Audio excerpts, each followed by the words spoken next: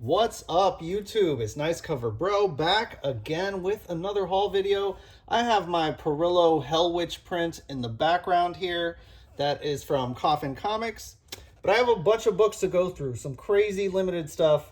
Let's get going. Starting off with a stack of the Parrillo Virgin covers from Dynamite. These are for a bunch of different titles, a lot of Vampirella. These I like to pick up a lot. These are not incentive covers, so they're their own offering by Dynamite. These are a little bit older, and you can see here really nice ones. They are hard to come by. You don't see them very often. Here's a Red Sonja, and here's a Lady Hell was this title. Moving on, we got another Vampirella. This was a Jennifer's Blood, also one of those $50 retail limited virgins. Here's some Sheena, Queen of the Jungle, another Sheena. They're always pretty dark, trying to avoid as much glare as I can. Let's see here. We got some more Vampirella stuff. Here's another Sheena. So yeah, these are pretty hard to come by now. There weren't that many printed. Here's a nice Vampirella and Red Sonja together there. So I like to pick these up when I can, find them for a good price.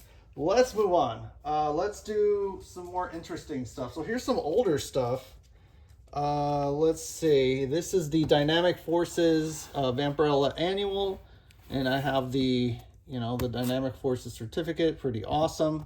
So glad to grab that. This one, so this one's cool too. So this is Warlords of Mars, and they had a few Virgin covers. So these are from back in the day. These are like 2012, 2013, and they did not do that many Virgins at that time. So these are really tough to come by. Let's move on. Let's do some exclusives. Let's do more Parrillo, but exclusive. So from his own website, he put out his own exclusive for, this is Red Sonja #1. So I grabbed 2 copies. Okay, these were the exclusive from Parrillo's own website. But if you notice, there's a couple things different because the retail version looks like this. So this is the retail version, right? The regular, I think A cover, and this was his exclusive. So you can see the differences there in the outfit. Pretty much mostly the outfit and the background is a different color. This is the Virgin version of the retail. So this is an incentive. These were like 1 in 20s. But still, it's a different image. So you can see there's been some changes here. And then I don't know why Dynamite, why are you doing this? Who wants the ultraviolet Virgin or ultraviolet trade? I don't know. The ultraviolet doesn't really do much for me, but Dynamite does them as well. So yeah, not sure why. Moving on. Here's some more exclusives. We're still sticking to Parrillo, so I grabbed these Street Fighter exclusives of Cammy. I thought it was all right. This was from Carnivore. These were Carnivore comics. Not bad. Then I grabbed, so there was some Kickstarter stuff. So this is a Kickstarter that's a Parrillo cover. And these are also Kickstarter. So these are The Hills Have Thighs. And then this is the Virgin cover of that. And then I also grabbed, so this book here, let me get these out of the way. This one coming up is also an exclusive from Parrillo's own website that I grabbed. I think it was a Gun Honey. It was like the newer Gun Honey that came out. So yeah, I like that one. That one's pretty cool. Moving on. Let's jump over to Natalie Sanders. So if we look at Natalie Sanders stuff, I had missed out on this older exclusive. I think this was a New York City Comic Con or some con. MegaCon. This might have been the MegaCon exclusive. I finally got one. This is the Pop Kill Natalie Sanders cover. There was another version that I think they put out for New York, maybe, that has the same image, but her suit is black instead of red. I do not have that one. These are some nice ones here. This is the Black Cat by Natalie Sanders and the Marvel Swimsuit by Natalie Sanders. These were both from KRS and really awesome. But of course, the main attraction for Natalie Sanders stuff, boom, the SDCC exclusive Natalie Sanders Witchblade number 21, that amazing cover that that they printed. So this was a sketch cover she had done, and they made a regular cover out of it, and it looks awesome. So really happy to have those Natalie Sanders stuff. Moving on, let's go to J Scott. Let's do J Scott Campbell. Okay, so let's go in order of I guess most recent to less recent. So more recently, J Scott Campbell put out those blind bags, right, for the swimsuit covers. And during that same pre-sale for the bags, he allowed for you to go ahead and just purchase these, the Black Cat and the Mary Jane, just straight out, not in a blind bag. So I went that route. I liked these just on their own. I didn't want to get the blind bag and get stuck with a cover that I didn't like. So I went ahead and just got these two. They were a great price. So yeah, got lucky there. Previous to these being offered, he had the Psylocke covers, which kind of caught a little bit of heat here. This sort of virgin one got a little popular later on. Let's see. No glare there. All right. Moving on. So this is an older Long Beach Comic-Con exclusive. This is my second copy. I just really like this one. I think it's undervalued for what it is, an older J Scott cover. Pretty nice. Let's go to some weird, limited, not well-known stuff. So this is Lady Death, right? But it's J Scott Campbell.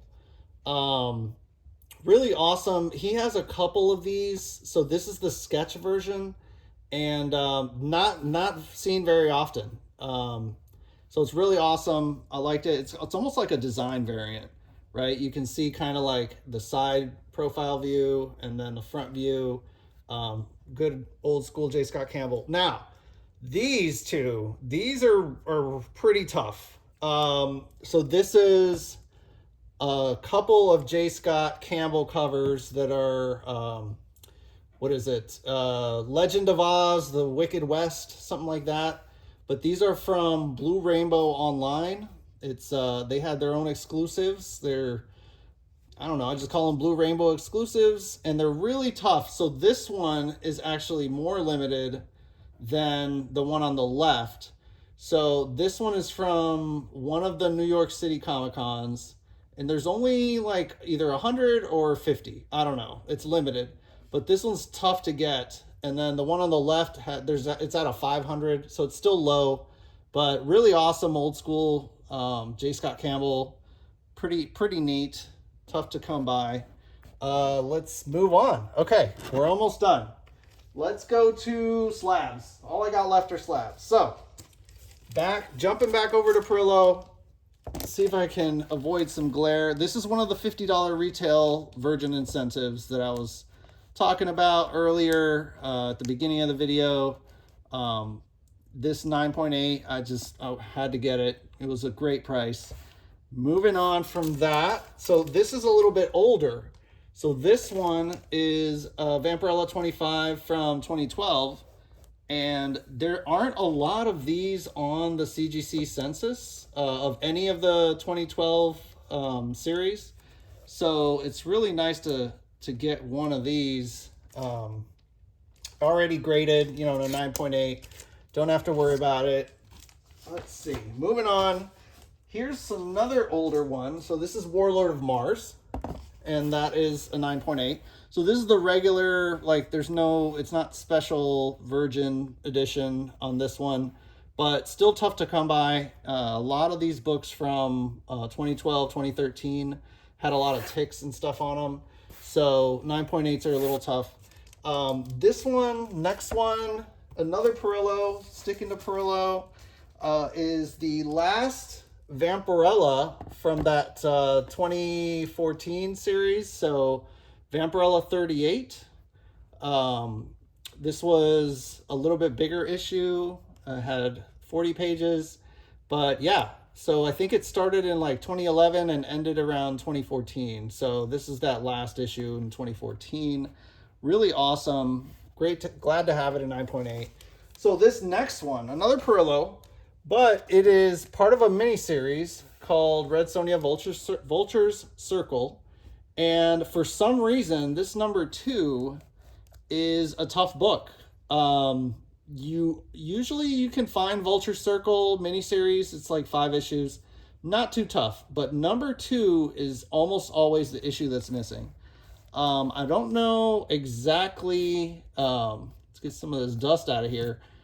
I would say I think it's because it's probably one of the only covers that Parrillo has drawn the most figures in. So he has like 1, 2, 3, 4, 5, 6, about 6 characters in the background there.